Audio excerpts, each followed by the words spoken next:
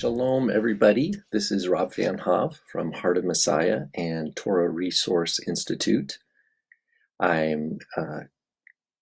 have a selection here from the Dead Sea Scrolls for this week's Torah portion, which is Parashat Shemini, or on the 8th day. And the fragment that you see on the screen here, it was found from the Qumran site. It's 11Q2. So the 11 means that it's from cave 11, which is, I'll write that on here, 11Q. So if you Google a map of the Qumran caves, you'll be able to see where cave 11 is.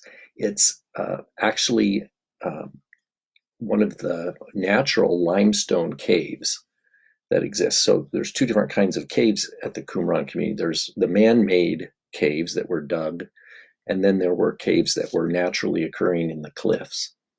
And of course, this was a stash for manuscripts for storage. Well, sadly, all we have here in this fragment from Leviticus is, from our Torah portion this week, is this little bit here, and a couple other tiny pieces, but this one had some significant text that we could identify that it's from Leviticus, but also some interesting features. This is dated to the Herodian period. So the Herodian period then would be any time kind of approaching the first century, so the end of the first century BC, into the first century AD, somewhere in there.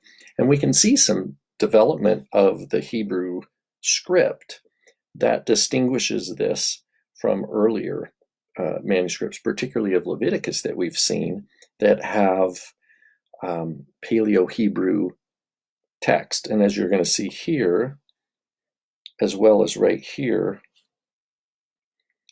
instances of the Tetragrammaton. So that is the name of God, Yod, He, Vav, He. It's spelled in Hebrew.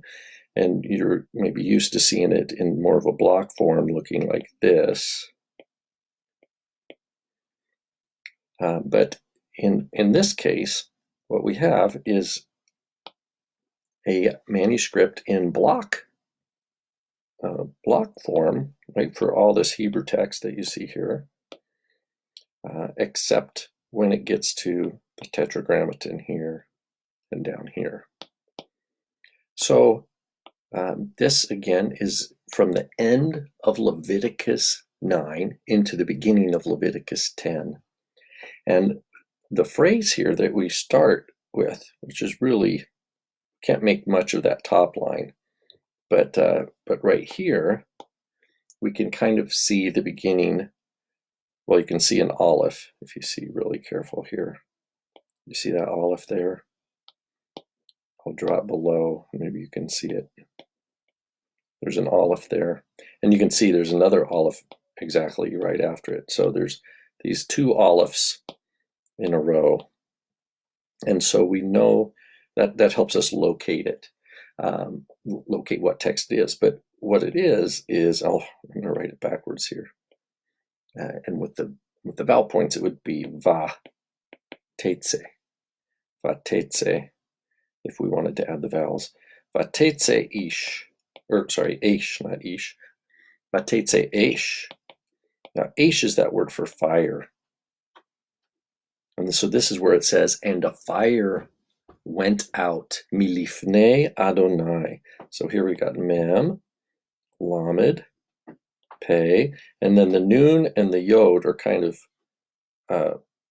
mixed together there. You can kind of see, but it's milifnei Adonai. And then for the Tetragrammaton, we have our Paleo Hebrew. See, it's shift script, Yod, He, Vav, and then there's another He here, which is broken off. But if in the block script, we would just put Yod, He, Vav, He, like that. So this phrase here is from Leviticus 9, beginning of verse 24. Vatetze esh milifnei Adonai. And the fire came out from before the Lord.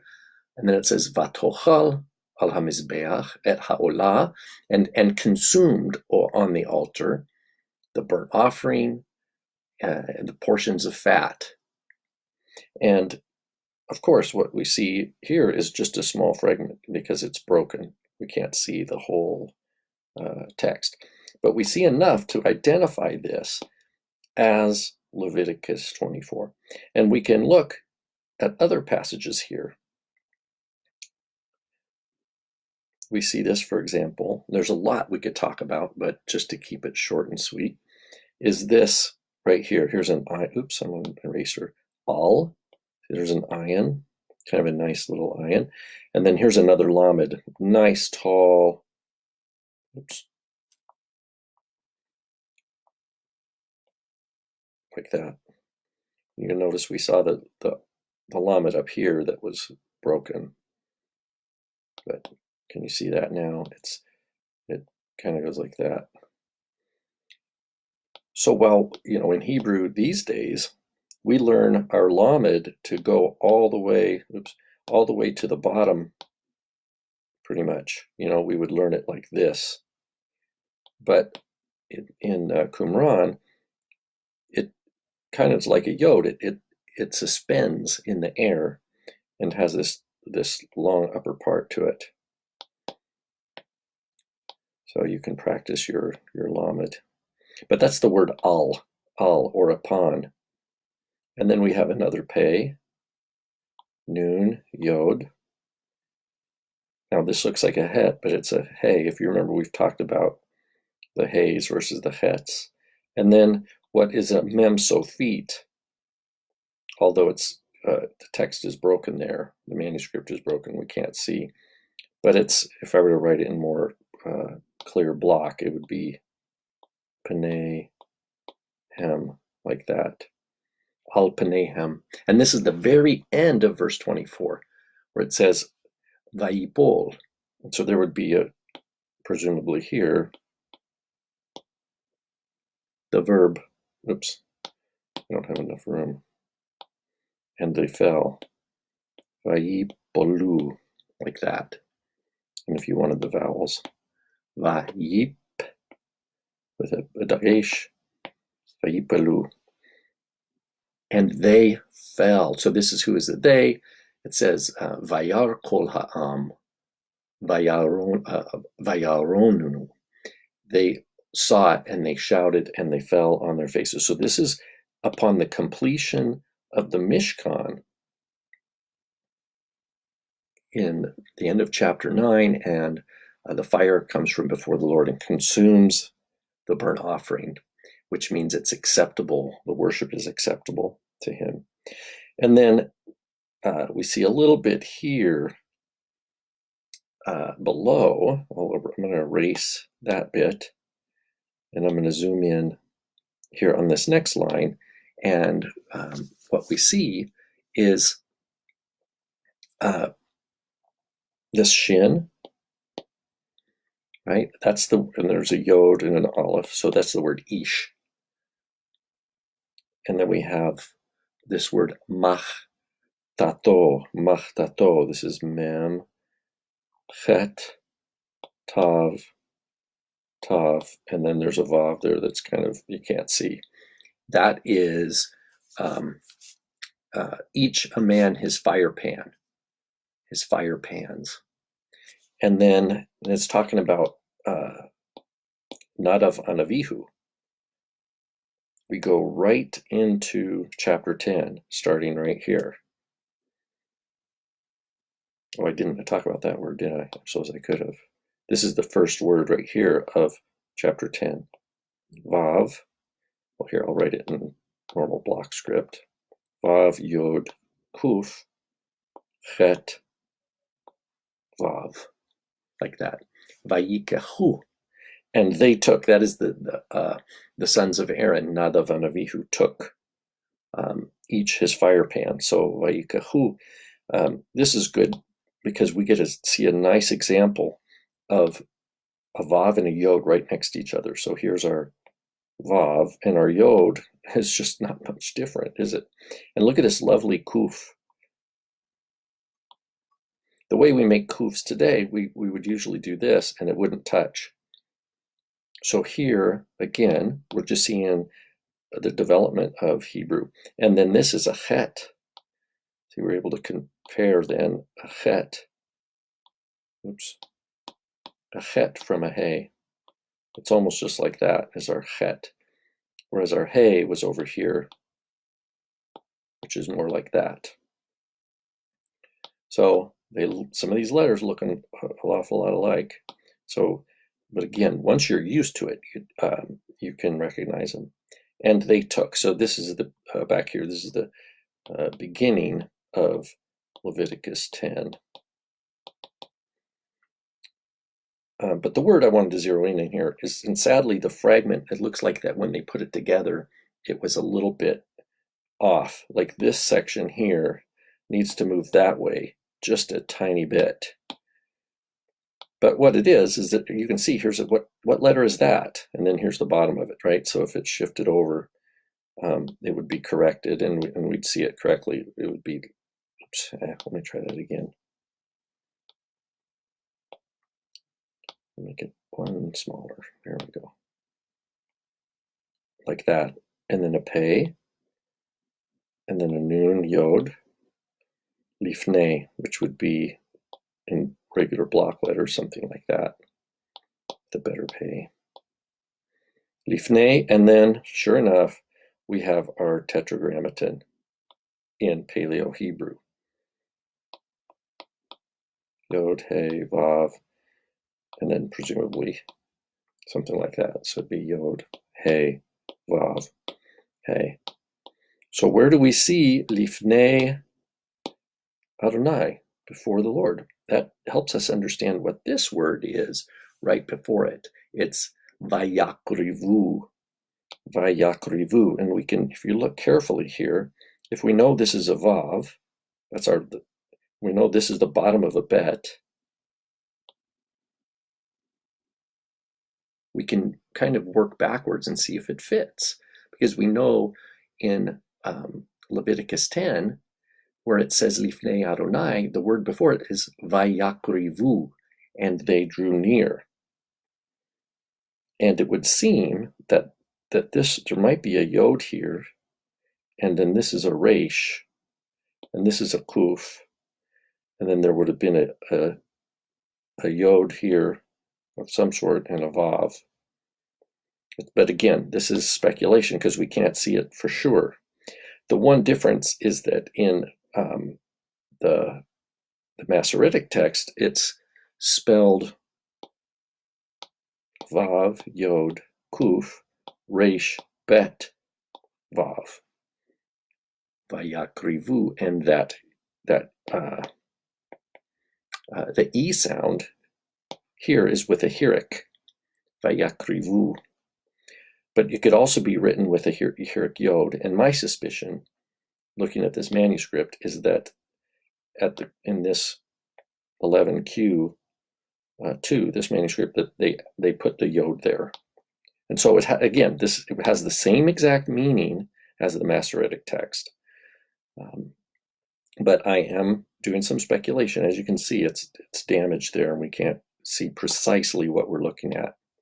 But we can see the lifnei, and this, we know enough that this is just like the tetragrammaton that we saw up here. And like I said, because of that, when they photographed this fragment or glued it together or taped it or whatever, you can see this line here. The whole thing needs to move that way, just a tiny little bit.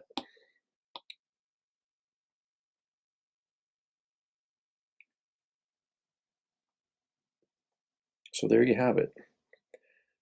So this manuscript existed, according to the scholars who date these manuscripts. This manuscript existed at Qumran, probably in the storage. It might have already been in storage in Cave 11, because depending on the cave, some of those caves were used for long-term storage.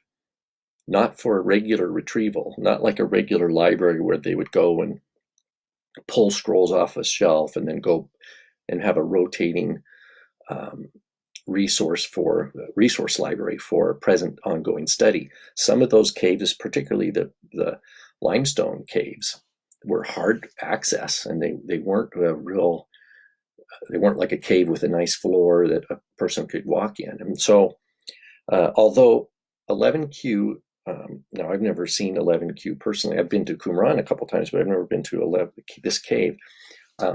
Apparently it is a bigger cave and had a large stash there. But again, in any case, that this existed at the time of Yeshua. That's what I was getting at here. And so we see in the Second Temple period, as we've seen in other manuscripts, the setting apart of the Tetragrammaton, like we see here, in a type of text that is transitioning to the use of what we call our normal script today. We call it Hebrew block today, but it really comes from an Aramaic script, with the Old Hebrew or the Paleo Hebrew used for the Tetragrammaton. And if we were to compare, if you were to do a study of the use of this Old Hebrew style script at Qumran, you'd see that the scribe of this particular scroll, his skill was in this block script. And so if we were to compare how he made these Paleo Hebrew letters, it becomes highly idealized. And to me, I can tell that it's not his normal style. It's not his normal script. He wasn't at home with this script. I would even suggest that the only letters he knew how to make in this script were probably just these 4 letters of the Tetragrammaton. So there you have it. There's 11Q2, and it's the end of Leviticus 9, beginning of Leviticus 10, which is from our Torah portion this week, which is Parashat Shemini. And we have the Lord accepting the burnt offerings by demonstrating that by sending fire down to consume the burnt offering after the Mishkan was set up and the priests were installed and everything was during that initial 7-day consecration period that we read about. But at the same time, it transitions into chapter 10, as we see here. And that's where we know that Nadav and Avihu offer what's called strange fire, Eish Zarah, Asher Lo Tziva Adonai, which the Lord did not command. And it did not go well for them. So God is jealous for his holiness, uncompromisingly jealous of his holiness. And the big lesson from our Torah portion this week is that. I hope everybody has a wonderful Shabbat. And of course, this is Shabbat within the Feast of Unleavened Bread. So Shabbat Shalom to everybody. This is Rob Vanoff with Heart of Messiah and Torah Resource Institute. Bye-bye.